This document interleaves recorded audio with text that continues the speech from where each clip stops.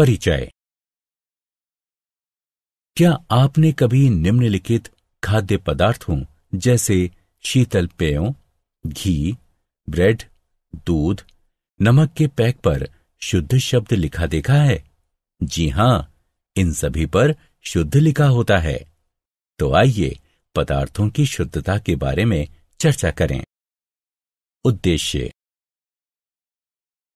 इस पाठ के अंत में आप निम्न करने में सक्षम हो जाएंगे: मिश्रणों के वर्गीकरण के बारे में जानना, मिश्रणों और शुद्ध पदार्थों के गुणधर्मों को पहचानना, किसी विलयन की सांद्रता को समझना, मिश्रणों और शुद्ध पदार्थों में अंतर को पहचानना, निलंबन और कोलाइडल के गुणधर्मों को पहचानना, मिश्रणों के अवयवों को वाष्पीकरण, अपकेंद्रण तथा निस्तारण द्वारा पृथक करना।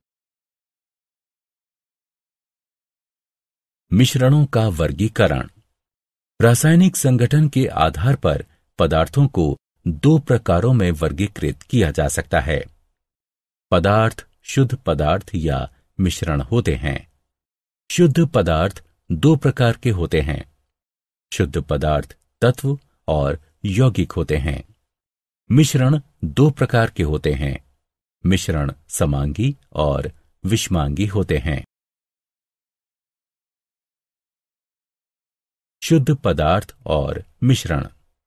शुद्ध पदार्थ वो पदार्थ होता है जिसमें केवल एक प्रकार का पदार्थ यानी तत्व अथवा यौगिक होता है। उदाहरणार्थ आयरन, कॉपर, हाइड्रोजन, जल इत्यादि। मिश्रण वह पदार्थ होता है जिसमें दो या दो से अधिक शुद्ध पदार्थ होते हैं। उदाहरणार्थ समुद्री जल, खनिज, मृदा इत्यादि।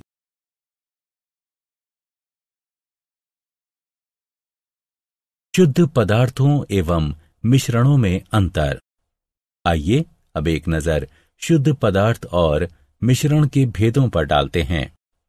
शुद्ध पदार्थ, मिश्रण। शुद्ध पदार्थ में केवल एक प्रकार का पदार्थ होता है। मिश्रण में दो या दो से अधिक पदार्थ होते हैं। शुद्ध पदार्थों को भौतिक विधियों द्वारा अलग अलग पदार्थों में पृथक नहीं किया जा सकता। मिश्रण को भौतिक विधियों द्वारा इसके अवयवों में पृथक किया जा सकता है। शुद्ध पदार्थों के अपने निश्चित गुणधर्म होते हैं। मिश्रण अपने अवयवों के गुणधर्मों को दर्शाता है।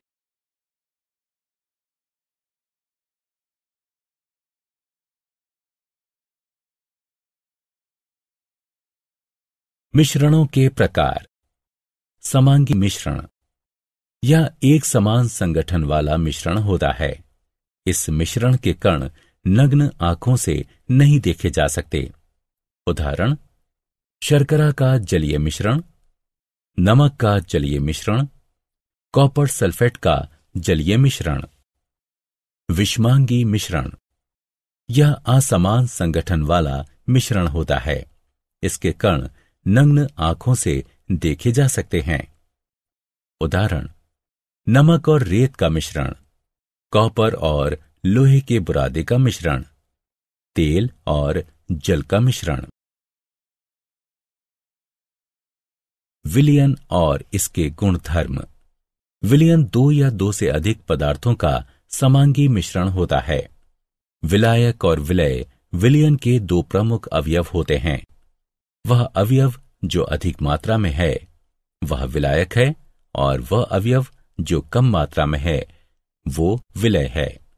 जल में नमक का विलयन, जल में शर्करा का विलयन, जल में आयोडीन यानी टिंचर आयोडीन तथा सोडा वाटर आदि विलयन हैं।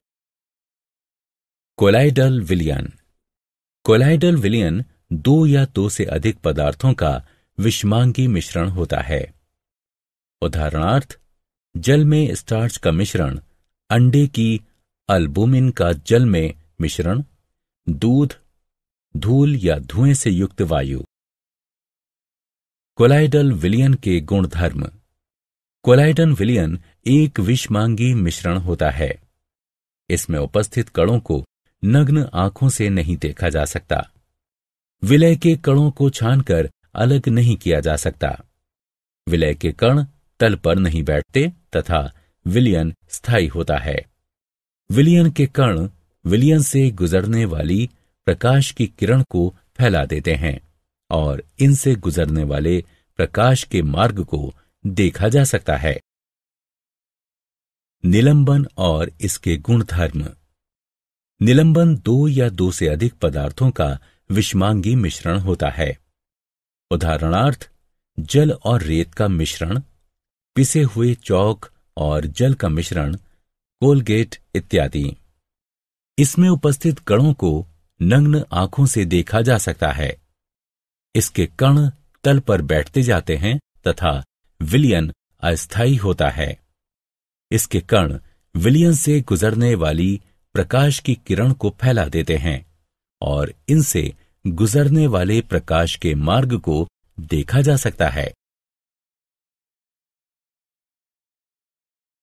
टिंडल प्रभाव। जब प्रकाश की कोई किरण कोलाइडल विलयन से गुजरती है तो कोलाइडल कण प्रकाश की किरण को फैला देते हैं, जिसके कारण विलयन में प्रकाश के मार्ग को देखा जा सकता है। इसी प्रभाव को टिंडल प्रभाव कहते हैं। किसी कमरे में जब प्रकाश की कोई किरण एक छोटे से छिद्र से प्रवेश करती है तो धूल के या धुएं के कणों से किरण के फैल जाने के कारण वहां टिंडल प्रभाव देखा जा सकता है। धूप में उपस्थित जल की बूंदों द्वारा प्रकाश के फैल जाने के कारण घने जंगलों में भी टिंडल प्रभाव को देखा जा सकता है।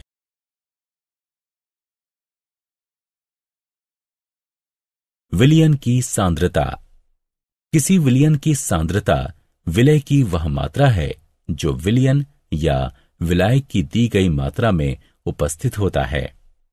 किसी विलयन की सांद्रता विलय का वो द्रव्यमान है जो विलयन या विलायक के दिए गए द्रव्यमान में उपस्थित होता है। विलयन की सांद्रता उस विलयन के दिए गए आयतन में उपस्थित विलय के द्रव्यमान के रूप में भी दर्शाई जा सकती है। मिश्रण के अवयवों का पृथक्करण। विषमांगी मिश्रणों के अवयवों को निम्न विधियों द्वारा पृथक किया जा सकता है: वाष्पीकरण, अपकेंद्रण, निस्तारण, पृथक्करण कीप की सहायता से ऊर्ध्वपातन, क्रोमेटोग्राफी, आसवन और प्रभाजी आसवन।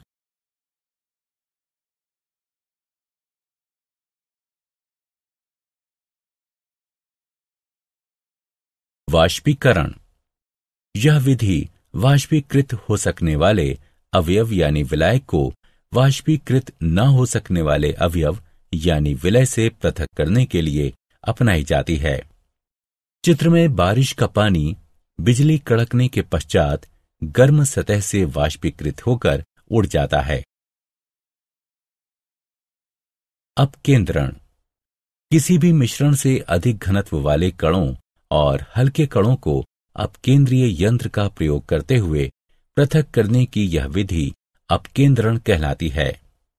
यदि किसी अपकेंद्रीय यंत्र में हम थोड़ा सा दूध लें और उसे तेजी से घुमाएं तो क्रीम दूध से अलग हो जाती है, क्योंकि क्रीम का घनत्व दूध से कम होता है। पृथक्करण कीप की सहायता से निस्तारण। इस विधि का प्रयोग परस्पर अघुलनशील द्रवों को पृथक करने के लिए किया जाता है। इसमें द्रव अपने अपने घनत्व के आधार पर विभिन्न परतों में बढ़ जाते हैं। यदि हम केरोसिन तेल और जल का मिश्रण एक पृथक्करण कीप में डालते हैं तो तेल और जल की अलग अलग परतें बन जाती हैं। स्टॉप कॉर्क को खोलकर जल को पृथक किया जा सकता है। जल के पूरी तरह निकल जाने के बाद स्टॉप कॉर्क को दोबारा बंद किया जा सकता है। क्या आप जानते हैं, जल में सोना माइकल फैराडे द्वारा बनाया गया एक प्रसिद्ध कोलाइट था। ये अभी भी है लंदन के रॉयल संस्थान के संग्रह में और अभी तक इसके कण तल पर नहीं बैठे हैं। एक समूह के तौर पर कोलाइट की पहचान थॉमस ग्राहम ने सन 1860 में की थी।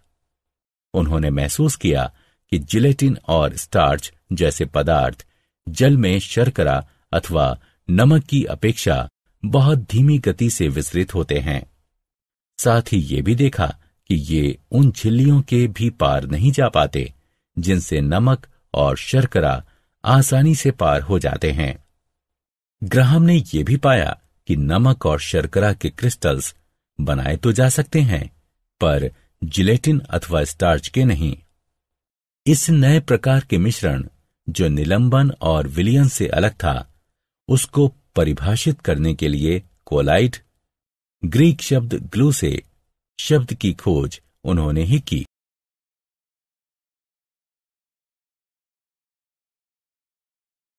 सारांश। आइए हमने जो कुछ सीखा है उसे संक्षेप में दोहराएं। एक मिश्रण में एक से अधिक पदार्थ, तत्व अथवा यौगिक अनिश्चित अनुपात में होते हैं। विलयन दो या दो से अधिक पदार्थों का समांगी मिश्रण होता है। वे पदार्थ निलंबन बनाते हैं जो किसी विलायक में अघुलनशील होते हैं तथा जिनके कण नग्न आंखों से देखे जा सकते हैं। निलंबन एक विषमांगी मिश्रण होता है। कोलाइड एक ऐसा विषमांगी मिश्रण होता है जिसमें उपस्थित कण इतने छोटे होते हैं कि नग्न आंखों से देखे नहीं जा सकते हैं, लेकिन इतने बड़े होते हैं कि प्रकाश को फैला सकें।